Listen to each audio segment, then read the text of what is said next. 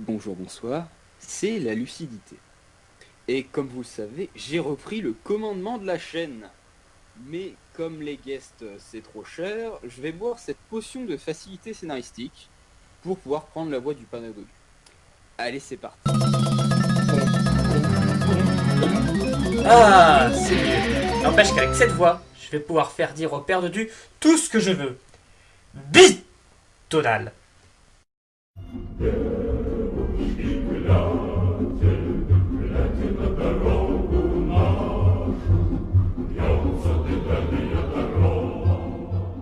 Ce que j'adore le plus de jeux vidéo, enfin, ce que le padre Dodu adore, enfin, bon, comme ça risque d'être chiant à force, quand je vais dire jeu, je vais faire padre Dodu, sinon, je dis en tant que lucidité. Bien. Ce que j'adore dans les jeux vidéo, c'est les combats de boss. Après une partie du jeu, le but est proche et le boss est ce qui nous retient. J'adore voir tout ce qu'on peut faire avec.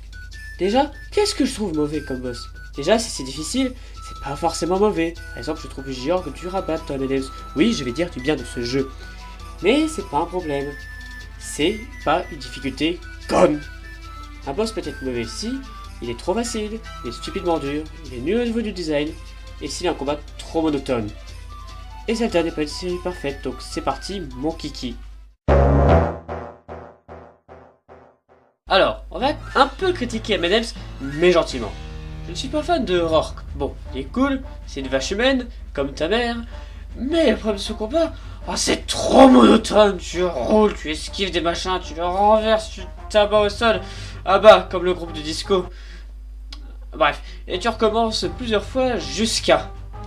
Les autres combats de M&M sont cool, Georg et Scout sont durs, mais leurs combats changent et sont dynamiques.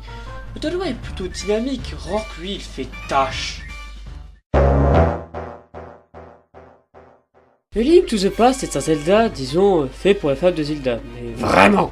Le jeu est en lui-même bon mais dur, comme ma bicyclette. Quant au boss, voici Meduso ou Argus en anglais. Bon déjà, design c'est une méduse avec un œil. Mais pas Cyclope, c'est sûr que c'est nouveau, hein. C'est pas comme s'il y avait un boss dans le même jeu qui est littéralement un œil géant. Ensuite, combat monotone, oui ça se l'attaque et de vous sauter dessus, et sinon il est protégé lui de ces machins là, et qu'il faut tuer avec crapin. Facile à en crever? Ouais. Sa seule attaque une fois débarrassé de ses nuages est le saut. Bon Mario il peut sauter mais lui ça marche. Lui, c'est juste un clochard qui fait de la corde à sauter pour le monde. Poubelle. Bon, j'exagère, dans Link Between Worlds, il peut faire une attaque très originale. Tirer un laser par les yeux. Enfin, par l'œil.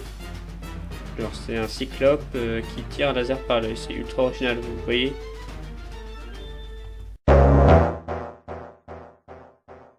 Critiquons un peu Breath of the Wild.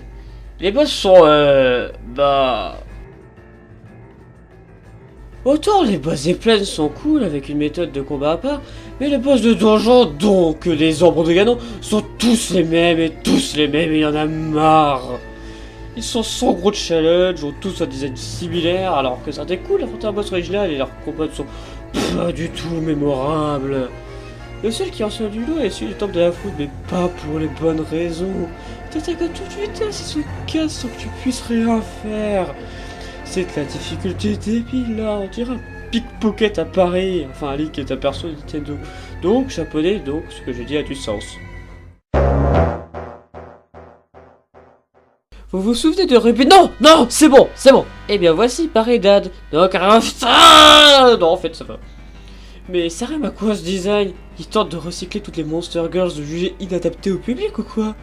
Marinade est un tas de merde dont le combat se déroule sur plusieurs phases, de des coups de bras, des tasers électriques, elle tourne. Le combat en lui-même est intéressant et innovant, mais du bon c'est arc.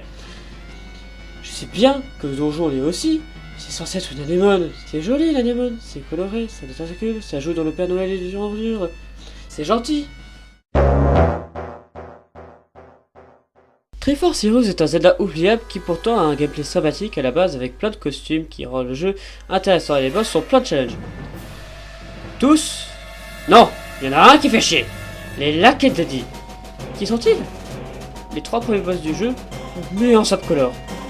Tu te tapes donc 3 boss de merde, d'affilée, et c'est putain de dur de survivre à 3 boss. Puis c'est pas original, et puis c'est monotone. Donc, là c'est bon. Oui, je sais que Akadi m'a introduit le volet vicieux, mais je rappelle, trop facile. On peut le battre avec un fil à papillon alors que c'est l'avant-dernier boss. Il est nul au niveau du design, il a le syndrome de Glacia, et s'il a un combat trop monotone. Boule, éclair, boule, oh mince, c'était un fake. Akadi, c'est juste le perso le plus nul de Zelda. Dire que c'est le Jar Jar Binks des Zelda est une insulte pour Jar Jar.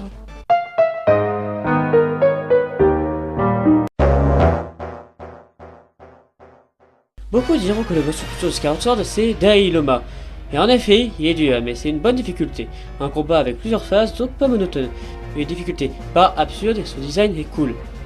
Je peux pas en dire du temps de mode 4. Là on entre dans des boss durs, mais genre... Ouah, c'est pas juste.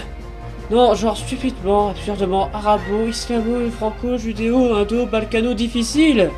Modgat est un scorpion cyclope original qui est le boss de la raffinerie de Lanel, alors qu'il n'y a pas de trace de pétrole dans le jeu. Remarque, c'est les oreilles bien arrangées pour créer les tracks.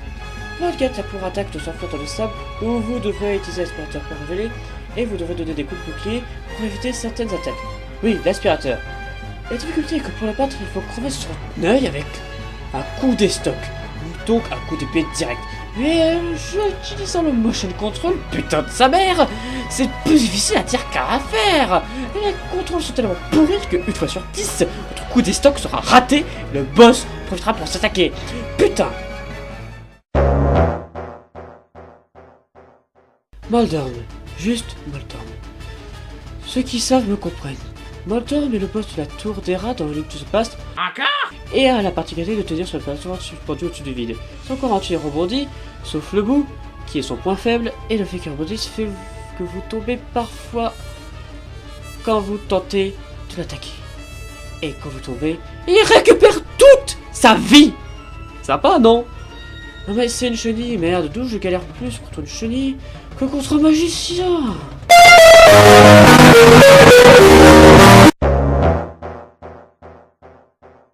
On vous a parlé des formes magnétiques la dernière fois, et imaginez ça avec un boss.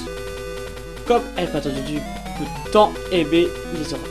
Comment El Padre Dodu peut tant aimer les oracles alors qu'il y a Dig Dogger? Dig Dogger se bat en lui faisant rouler une boule à pic dessus maintes fois pour qu'il utilise un mini Dig Dogger qu'il faut tuer, mais au bout d'un moment, Dig Dogger se reforme et il faut retirer le processus. Combien de fois ai-je dit Dig Dogger? Le concept est sympa, là-bas c'est cool, mais nom de Dieu, c'est le boule à pic, elle va vous faire souffrir. Déjà, il vous plaît, plutôt que si vous l'atterrez trop, ah tant pis. Et c'est le magnétogan. Donc, quand vous appuyez sur A, des fois la boule est projetée ou elle est attirée inversement et c'est incontournable. Et puis, TikToker saute partout, et il faut 4 boules pour le casser une fois, et sachant qu'il faut retirer le processus, le boss est horrible.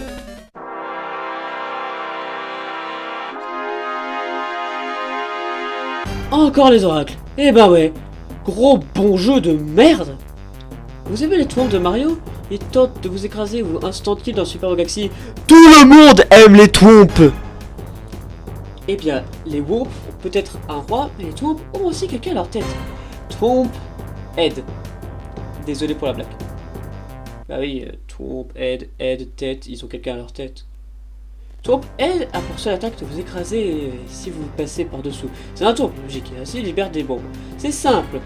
Ces bombes devront être lancées dans sa tête. C'est simple. Certaines plateformes tournantes vous aideront à placer les bombes. C'est simple. Le boss tourne constamment en changeant de couleur dans cet ordre. Bleu, violet, rouge, vert, ainsi de suite. C'est simple.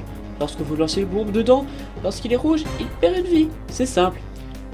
Lorsque vous lui lancez une bombe dedans alors qu'il est de l'autre couleur, bien c'est très simple. Il vous fait tomber des rochers sur vous pratiquement inesquivables quand vous êtes déjà en haut s'il est violet, il vous fait tourner des flammes dessus s'il est bleu, et vous lancez des grosses flammes sa mère s'il est vert. Donc, il faut bien viser et attendre le rouge. C'est simple. Et plus le combat passe, plus il accélère. Rendant le lancer de bombes difficile et les plateformes d'aide disparaissent. Salopard.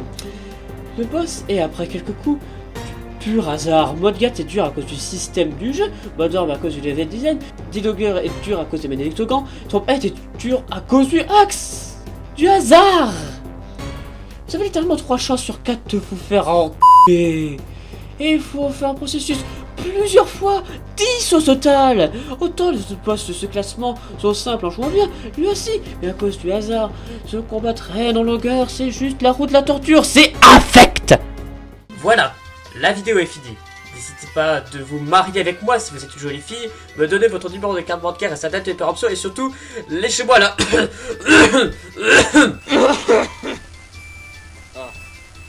Merde, ma voix est redevenue normale. Bon bah, pas grave. À plus, hein.